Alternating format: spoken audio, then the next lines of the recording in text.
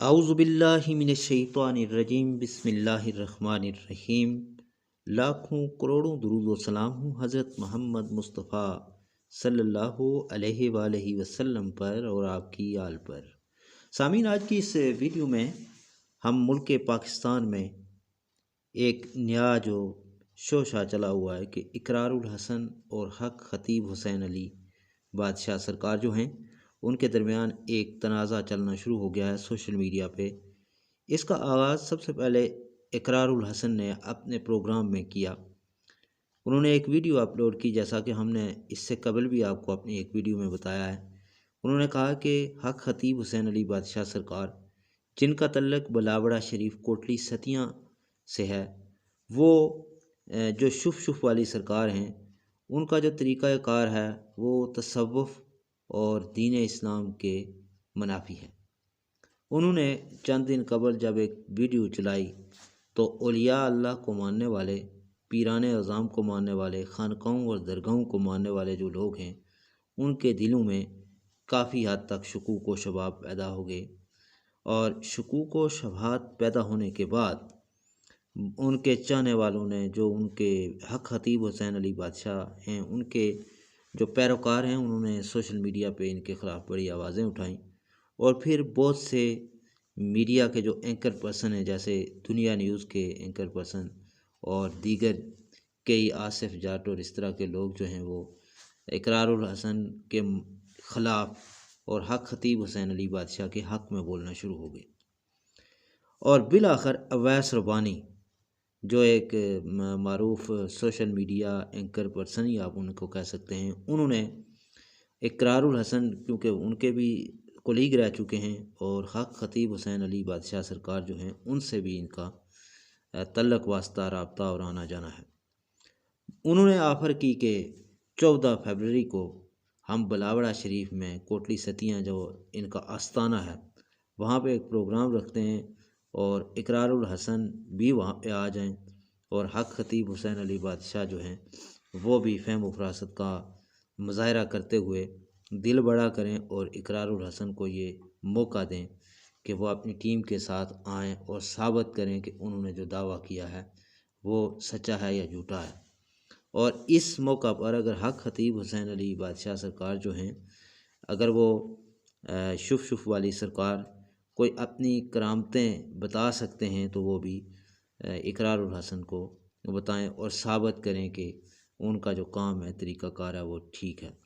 جب انہوں نے یہ آفر کی تو بہت سارے لوگوں کے ذہن میں یہ شکوک و شبہات آ رہے تھے کہ اب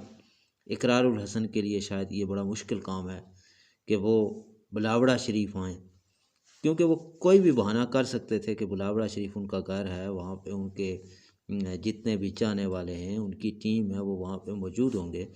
اقرار الحسن بھی چاہ جائے کہ اپنی ٹیم کے ہمراہ ہی آئیں گے، لیکن ان کی ٹیم تو تعداد میں بہت کم ہوگی حق خطیب حسین علی بادشاہ سرکار کی ٹیم کے مقابلے میں۔ تو گمان یہی کیا جا رہا تھا کہ اقرار الحسن بلاوڑہ شریف نہیں آئیں گے، لیکن جب اویس ربانی نے اپنی ویڈیو اپلوڈ کی تو اس کے چند گھنٹوں بعد اقرار الحسن دوبارہ اپنے چینل پہ آئے، اور انہوں نے ببانگ دل اور بڑے اعتماد کے ساتھ انہوں نے اویس ربانی صاحب جو ہیں ان کے اس چیلنج کو قبول کیا، اور بالکل انہوں نے یہ مان لیا کہ وہ بلاوڑہ شریف یہ جو کوٹلی ستیاں ہیں وہاں پہ آئیں گے، اور انہوں نے ساتھ یہ بھی شرط رکھی کہ ان کو باقاعدہ لائیو کیمرے کے سامنے پروگرام کرنے کی اجازت دی جائے، اور یہاں تک کہ انہوں نے حق خطیب حسین علی بادشاہ سرکار جو ہیں ان کے آستانے کو سو کالڈ آستانہ کہا۔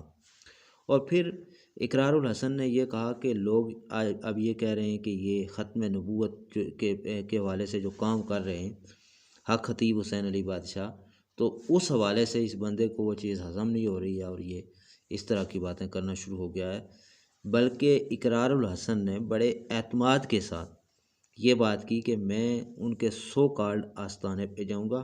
اور ان کے جتنے بھی جھوٹی کرامتیں ہیں، شعبدے بازیاں ہیں، علوین ہے،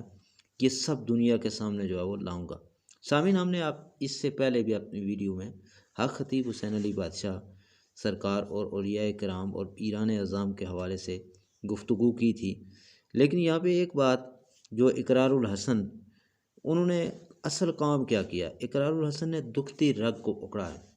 ٹھیک ہے۔ پیر آف بلاوڑہ شریف جو ہیں وہ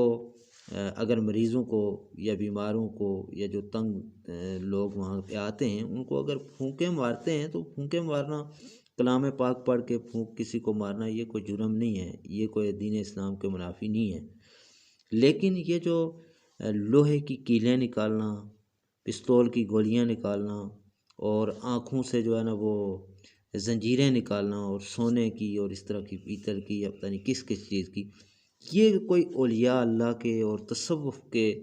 بالکل منافی چیز ہے، اور اس کو جو ہے وہ شعبدہ بازی سے ہٹ کے کچھ نہیں کہا جا سکتا۔ اس لیے اقرار الحسن جو ہیں وہ بڑے کنفیڈینشیل ہیں اور بہت ان کے اندر کنفیڈنٹ ہے، وہ یقیناً اس مارکے کے اندر جو ہے وہ جیت جائیں گے۔ بلکہ اقرار الحسن نے اپنی ویڈیو میں یہ بھی کہا کہ میں تصوف کو بچانا چاہتا ہوں، میں خانقاہی نظام کو بچانا چاہتا ہوں، میں اولیاء کرام اور جو اہل اللہ ہیں ان کا جو طریقہ کار ہے اس کو میں بچانا چاہتا ہوں۔ تو یہاں پہ جس طرح کہ میں نے اپنی پہلی ویڈیو میں بھی یہ بات کہی تھی کہ اس میں کوئی شک نہیں کہ ہماری بھی شنید میں ہے اور ہم نے دیکھا بھی ہے، ہم نے سنا بھی ہے کہ بلاوڑہ شریف سے بہت سے لوگوں کو فائدہ بھی ہوا ہے۔ لیکن فائدہ تو اپنی جگہ ہے، پاکستان بھر میں، جس طرح میں نے اپنی پہلی ویڈیو میں کہا تھا کہ پاکستان بھر میں بہت سے آستانے ہیں، بہت سی خانقاہیں ہیں، بہت سی درگاہیں ہیں، تو وہاں پہ تو اس طرح کی کوئی چیز نہیں ہوتی، نہ کسی کی کیلیں نکالی جاتی ہیں، نہ کسی کے منہ سے جو ہے وہ پستول کی گولیاں نکالی جاتی ہیں۔ تو یہ پیرہ بلاوڑہ شریف جو ہیں یہ ان کا ایک انوکھا انداز تھا جو کہ میں سمجھتا ہوں سب کے لیے قابل اعتراض ہے۔ اس لیے میرا پورا یقین ہے کہ اس حد تک کم از کم اقرار الحسن جو انہوں نے دعویٰ کیا ہے اور کہ یہ شعبدہ بازی ہے، اس میں وہ جیت جائیں گے، اس میں سرخرو ہو جائیں گے۔ اور پیرہ بلاوڑہ شریف کو بھی